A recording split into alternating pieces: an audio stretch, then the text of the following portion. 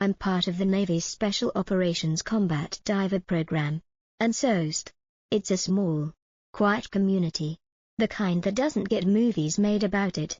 For the better part of a decade, I've been sent to the deepest, darkest parts of the ocean where no one else can or will go. Salvaging sunken submarines off the coast of hostile nations. Retrieving intelligence from downed spy planes in the Arctic Circle. Planting things on underwater cables that officially don't exist. I've seen the crushing black of the abyssal plane and the strange, bioluminescent life that calls it home. I've felt the kind of pressure that turns steel into tinfoil. But none of it prepared me for what happened last week. Most of our operations are classified to a degree that makes your head spin. Buried under acronyms that will mean nothing to anyone long after I'm gone. This one, however, was different. It didn't happen in foreign waters. It happened in the Pacific, under the umbrella of a US-based corporation. And the thing we fought wasn't a foreign operator. Wasn't a piece of enemy tech. I'm not even sure it was ever truly human to begin with. The brass won't tell us a damn thing. Which is why I'm putting my career and my freedom on the line to write this. Too many good people died down there. And the corporation that built that hellhole would rather erase it from history than admit what they did. For their sakes. The world needs to know a piece of the truth. I'm withholding names, unit designations, and exact coordinates. They won't be able to trace this back to me. I hope. My team, a 6-man element, goes by the call sign Manta. We have our CO, a chief warrant officer we'll call Price, a comms tech, a medic, and 3 dive technicians, myself included. Price is the kind of man who has stared into the abyss so long. The abyss is the one that flinched.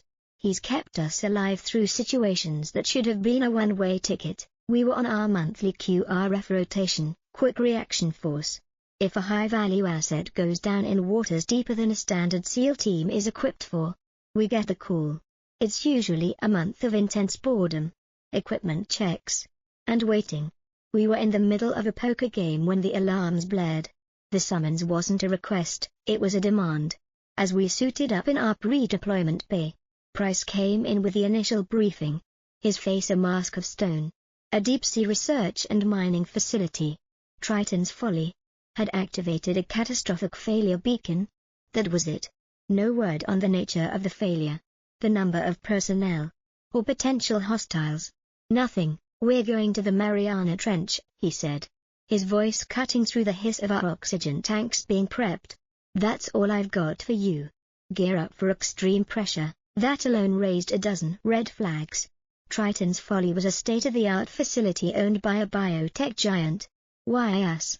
Why not their own private security and retrieval teams? Why dispatch a Tier 1 naval asset for a corporate accident? Price saw the questions in our eyes. That's all I know, he said. He was lying. We knew him too well. In all our years, he'd never lied to us. Our transport wasn't a helicopter, it was the Hades. A deep submergence vehicle that looked like a black dagger. The ride down was hours of crushing silence, punctuated only by the groans of the titanium hull protesting against the immense pressure. Even with our advanced gear, the darkness outside the reinforced viewport was absolute. It's a different kind of dark down there. A physical presence that feels like it's pressing in on your soul. I was sitting across from Price and I could see him on a private comms channel. His helmet's internal HUD glowing faintly. This was unusual. Normally, all comms went through our tech, patched to the whole team. He was speaking to someone else, nodding occasionally and making notes on his wrist-mounted slate. I managed to catch a few words he'd jotted down. Bioacoustic. Containment breach. No Blue 4 on site. The Hades finally docked with the station. The silence was the first thing that hit us. A facility housing over 100 people should have a constant hum of life support, machinery, and communication. There was nothing. Just the sound of our own breathing in our helmets. Manta. This is Price. His voice crackled over our private net. We're dark. No internal power. Switch to sonar optics. We're going in blind. Prepare for entry. We exited the sub into the main docking bay.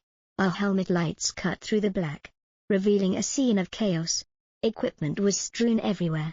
A small maintenance submersible was smashed against a wall. Its cockpit canopy shattered. But there were no bodies. Everyone on me. Staggered formation. Check your corners, Price ordered. We moved like a single organism, our heavy boots clanking on the metal gangway. Each of us was equipped with a custom-built underwater assault rifle that fired supercavitating rounds.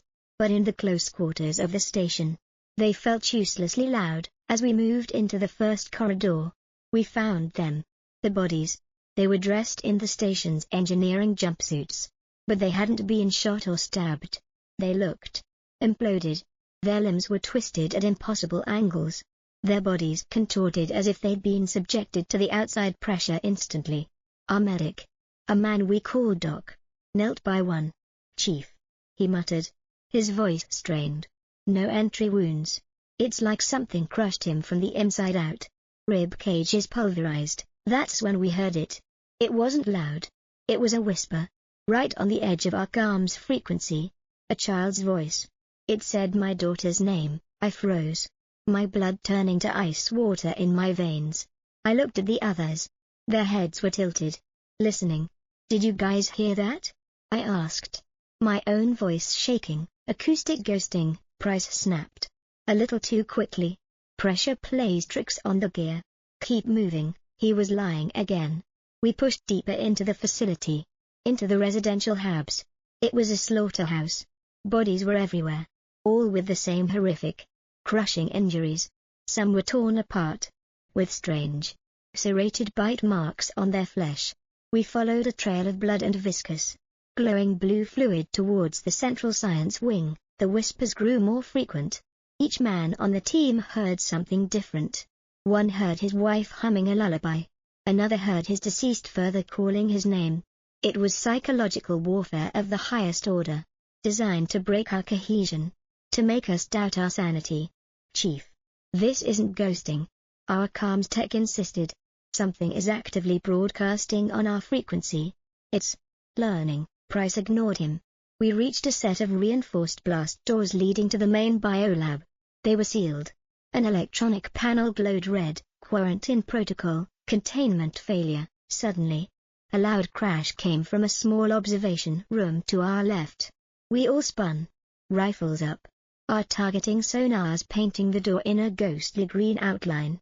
A voice, ragged and terrified, shouted from inside. "Don't shoot, please. I'm a survivor. I'll open the door." Price nodded to me. "Wait for my signal." The door hissed open and we flooded the room. A man in a scientist's lab coat, probably in his late 40s, stood with his hands up, shaking uncontrollably. "Thank God," he sobbed. "You have to get me out of here. It's loose." Price closed the distance in 2 strides, shoving the man against a bank of monitors. "ID. Now," he roared, his voice distorted by his helmet's speaker. The scientist fumbled for his ID card. Price snatched it, read the name, and then got back on his private channel. He read out the ID number. After a moment of silence, he looked back at the scientist, his posture radiating pure fury. "You know what you were doing down here, don't you, Doctor?" "We were advancing science," the man stammered. "Creating a new kind of worker, one that could withstand the deep sea." "Open the blast doors," Price commanded. "I can't. I don't have clearance. It's in there. It killed everyone." "Open the damn doors," Price repeated, pulling his sidearm, a specialized pistol designed for underwater use. He grabbed the doctor by the collar of his coat and dragged him to the main door's biometric scanner. "Your hand. Now, please." "It won't work," the doctor pleaded. Price didn't hesitate. He slammed the man's hand onto the scanner. It flashed green. With a deep groan, the massive blast doors began to slide open. The stench hit us first. A coppery, oceanic rot that even our air filters couldn't block. The room beyond was a nightmare. The walls were lined with massive, glowing glass tubes, each containing a human figure floating in the same murky blue liquid we'd seen in the halls. Wires and tubes snaked into their flesh, and their bodies were changed. One had gills slit into its neck and webbed hands. Another's legs were fused into a long, muscular tail. My stomach heaved as I realized what they had done.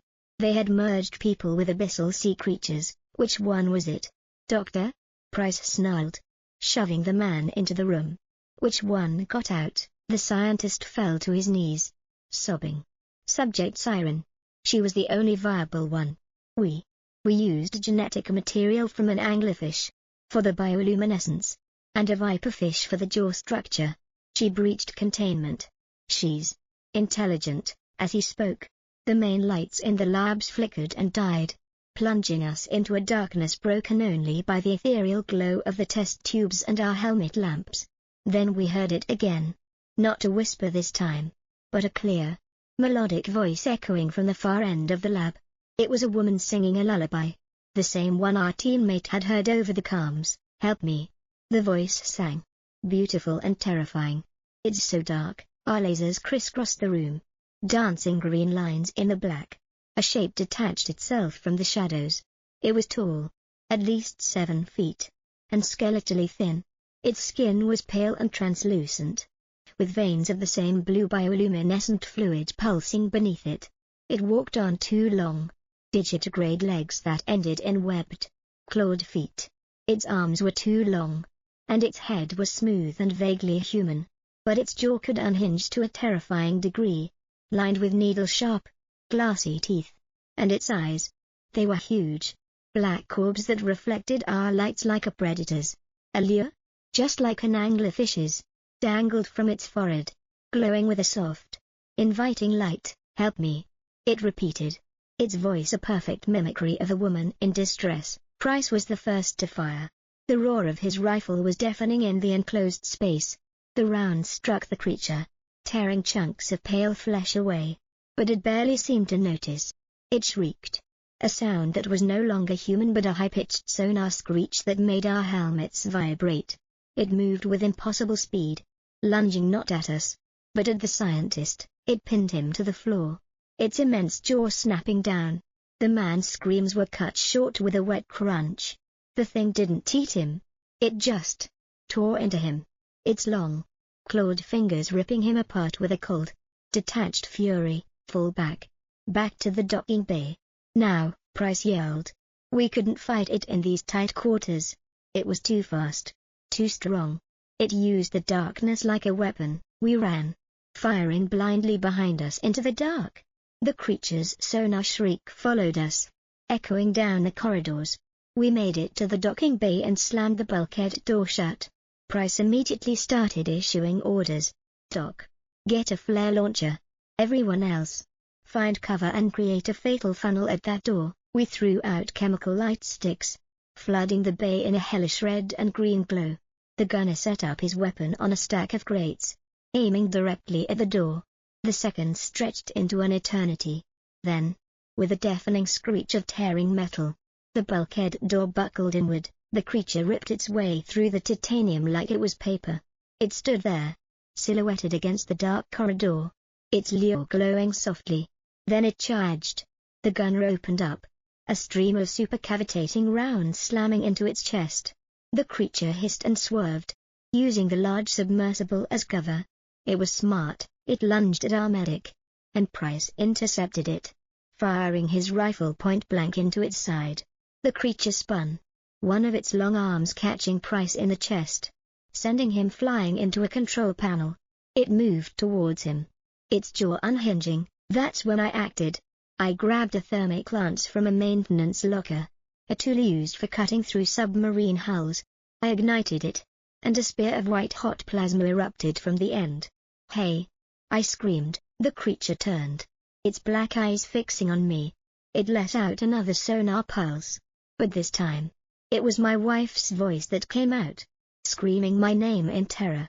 It charged. I braced myself and thrust the lance forward. It impaled the creature through the torso. It let out a shriek that was pure agony, a sound that shattered the viewport of the submersible. The plasma cauterized the wound instantly, and the smell of cooked alien flesh filled the air. It thrashed wildly, its claws tearing deep gashes in my dive suit. But I held on, pushing the lance deeper. Its bioluminescent glow flickered and died. With a final, gurgling sigh, its body went limp, collapsing to the floor in a heap of pale limbs. Silence. The only sound was my own ragged breathing and the hiss of air escaping my compromised suit. A few hours later, they arrived. Not a Navy rescue team, but two sleek, corporate submersibles with no markings. Men in advanced, black armored dive suits emerged. They didn't speak to us. They didn't offer aid. They moved with cold efficiency, carrying metal cases into the lab. One of them, a man in a pristine suit who never put on a helmet, met with Price at the airlock. They spoke for a long time. We were eventually ordered to load our wounded and board the Hades. As we pulled away from Triton's Folly, I saw the corporate team setting up demolition charges. They weren't rescuing a facility, they were scrubbing a mistake, erasing the evidence. Back at base, we were put on indefinite leave and signed so many NDAs I lost count. The official report will say there was a reactor leak, a tragic accident. They'll say the men and women on Triton's Folly were heroes of corporate innovation. They won't mention the experiments, the bodies, or the thing that cried for help in the voices of our loved ones. They won't mention that the creature we killed, Subject Siren, was just a girl before they twisted her into a monster.